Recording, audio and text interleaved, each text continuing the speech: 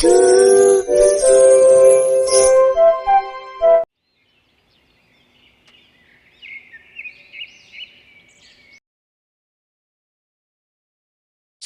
गांव में फजलदीन इंसान रहता था।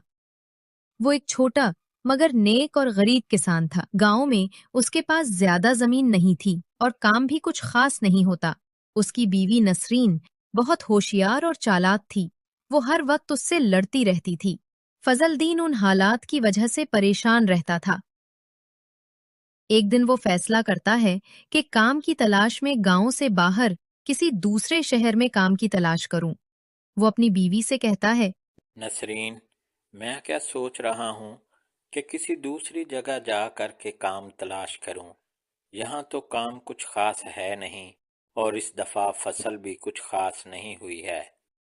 हाँ हाँ, ये आपने अच्छा सोचा है, क्योंकि यहाँ गांव में तो कुछ भी काम नहीं है। कब जाना है आपको?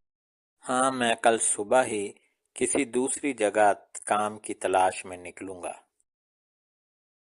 अगले दिन फजलदीन दूसरे शहर जाने की तैयारी करता है। देखिए, मैंने आपके लिए खाना तैयार कर दिया है। रास्ते में जब आपको भूख लगे तो खा लेना। फजलदीन खाने की पोटली लेता है और अपनी मंजिल की तरफ निकलता है। लेकिन वो ये नहीं जानता कि उसकी बीवी ने उसके खाने में जहर मिला दिया है, क्योंकि वो उससे तंग होती है। वो सोचती है कि वो ये खाना खाकर रास्ते में ही मर जाएगा, जिसके बाद जमीन और खेत उसके हो जाएंगे। लेकिन खुदा को कुछ और ही मंजूर होता है। वो खेतों और जंगल से गुजरते हुए काफी दूर निकल आता है।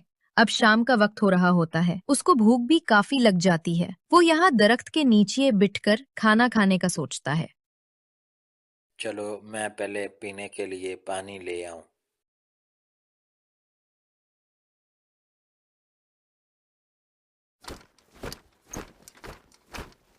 कि अचानक से वहां एक हाथी आ जाता है। वो हाथी उस सल्तनत के बादशाह का होता है जो पागल हो जाता है। बादशाह उस हाथी को मारने का हुक्म दे देता है। उस हाथी को मारने के लिए उसके पीछे फौज लगी होती है। हाथी की नजर उस पोटली पर पड़ती है तो वो उस पोटली को खा जाता है और वहीं गिर कर मर जाता है कि उस खाने में जहर होता है। जब फजलदीन पानी लेकर आता है तो क्या देखता है कि उसका खाना तो हाथी खाकर वहां सो रहा है। तो उसको गुस्सा आ जाता। अरे अरे, ये तुमने क्या किया?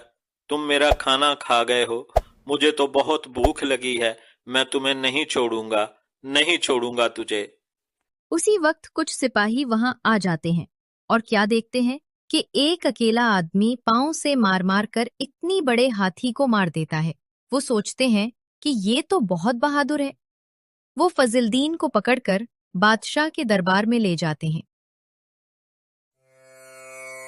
और बादशाह से कहते हैं, बादशाह का इकबाल बुलंद हो। बादशाह सलामत। सिपाहियों का कहना है कि इस अकेले आदमी ने पागल हाथी को मार दिया है।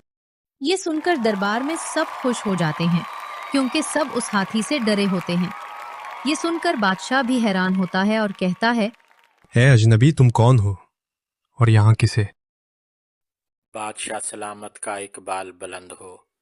बादशाह सलामत, मेरा नाम फजलदीन है और मैं गांव चंदनपुर का रहने वाला हूँ। मैं एक गरीब किसान हूँ और काम की तलाश में इस तरफ निकल आया हूँ। फजलदीन, तुम वाकया ही एक बहादुर आदमी हो। आज से तुम हमारी फौज के सिपह सालार हो। दरबार में तालियां गूंजती हैं और मुबारक मुबारक की आवाजें बुलंद होती है। जो हुक्म आपका, मैं पूरी कोशिश करूंगा कि मैं आपकी उम्मीदों पर पूरा उतरूं। इस तरह फजलदीन उस सल्तनत की फौज का सिपह सालार बन जाता है। कुछ दिन तो खैरियत से गुजरते हैं, लेकिन फिर एक दिन दूसरे मुल्क का बादशाह इनसे जंग का ऐलान कर देता है। फौजें जंग के लिए मैदान जंग में इकट्ठी होती हैं। तो बादशाह फजलदीन को अपने पास बोलता है और कहता है, देखो सिपा सालार, दुश्मन की फौज ने हमसे जंग का ऐलान किया है। तुम भी अपनी फौज को लेकर जाओ और उनसे जंग करो और जीत कर आओ। अरे, अब ये क्या मुसीबत है? जंग तो कभी मेरे बड़ों ने भी नहीं की, अब मैं क्या करूं? वो कुछ सोचता है और कहता है, जो हुक्म आपका। मैं जंग के लिए तैयार हूं, लेकिन मेरी कुछ शर्तें होंगी। हमें तुम्हारी हर शर्त मंजूर है। इसकी हर बात पर अमल किया जाए। फजीलदीन अस्तबल में देखता है। वहां पर तरह तरह के मोटे और ताजा दम घोड़े खड़े होते हैं। अरे ये घोड़े तो बड़े ताकतवर हैं। अगर मैं इन पर बैठ गया तो गिरकर मैं तो मर जाऊंगा। वो एक तरफ देखता है कि वहां एक कमजोर सा घोड़ा खड़ा होता है, लेकिन उसको मालूम नहीं होता कि जिस घोड़े को वो कमजोर समझता है वो दरअसल बादशाह का घोड़ा होता है और वो बहुत तेज होता है। हम्म, मेरा ख्याल है मेरे लिए ये कमजोर घोड़ा सही है, क्योंकि मैं इस पर सवार हो जाऊंगा और मैं सबसे पीछे रह जाऊंगा। ये सही है। देखो सिपाही, जैसे ही मैं घोड़े पर बैठ जाऊं तो मेरी टांगें नीचे से बांध देना। ये मेरा अपना जंग करने का तरीका है। जो हुक्म आपका, मैं हुक्म की तकमील करूंगा। वो मैदाने जंग में जाने के लिए घोड़े को एड़ी लगाता है तो घोड़ा एकदम से भागते हुए मैदाने जंग की तरफ जाने लगता है। वो इतनी तेज भागता है कि पूरी फौज पीछे रह जाती है। जंग के मैदान में दुश्मन की फौज दिखाती है कि सामने से सिपह सालार घोड़े पर बैठा हुआ उनकी तरफ आ रहा है। वो इतना ताकतवर है कि आते हुए दरख्तों के टहनों को भी तोड़ते हुए आ रहा है। वो सब डर जाते हैं और मैदान छोड़कर भाग जाते हैं। इस तरह फजलदीन की फौज ये जंग जीत जाती है। पूरी सल्तनत में जश्न होता है और खुशियां मनाई जाती हैं। वो डर जाता है क्योंकि वो शादीशुदा है। वो सोचता है वो किसी से इस बात का जिक्र नहीं करेगा और चुपके से अपने गांव जाने का इरादा करता है।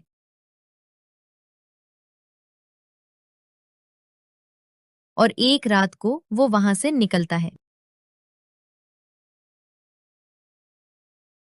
वो चलते चलते एक जंगल में आ जाता है।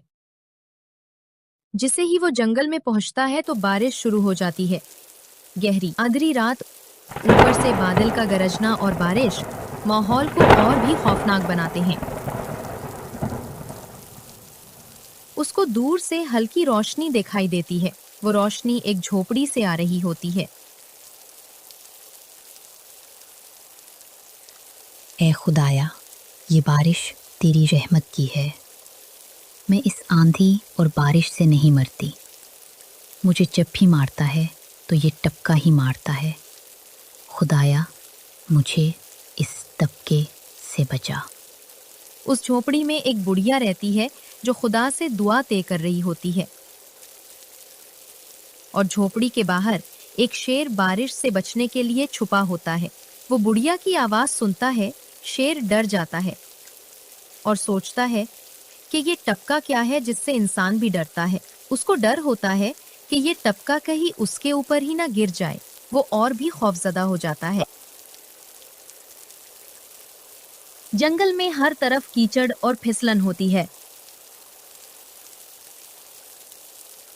थोड़ी देर में फजलदीन भी झोपड़ी के बाहर पहुंच जाता है।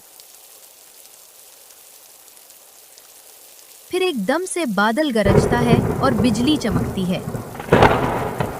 फजलदीन का पांव फिसल जाता है और वो शेर पर गिर जाता है। शेर एकदम से घबरा जाता है कि ये टपका तो मेरे ऊपर ही गिर गया है। वो डर से कांपता है और फजलदीन बिजली की रोशनी में देखता है कि वो फिसलकर शेर के ऊपर गिर गया है। वो शेर के ऊपर कांपता है।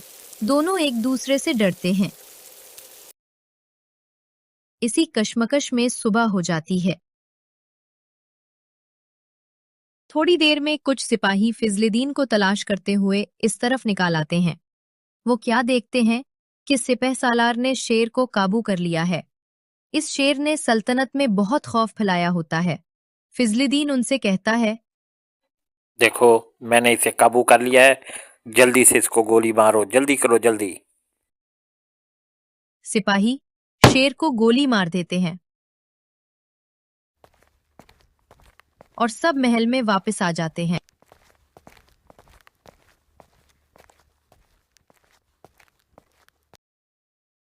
पूरी सल्तनत में फजलदीन की बहादुरी के किस्से दूर दूर तक मशहूर हो जाते हैं। इस तरह फजलदीन की शादी बादशाह की बेटी से हो जाती है। कुछ दिनों के बाद फजलदीन को मालूम होता है कि उसकी बीवी ने तमाम खेत और जमीन भी बेच दी है। इस तरह वो महल में शहजादी मरजान के साथ हंस खुशी रहने लगता है।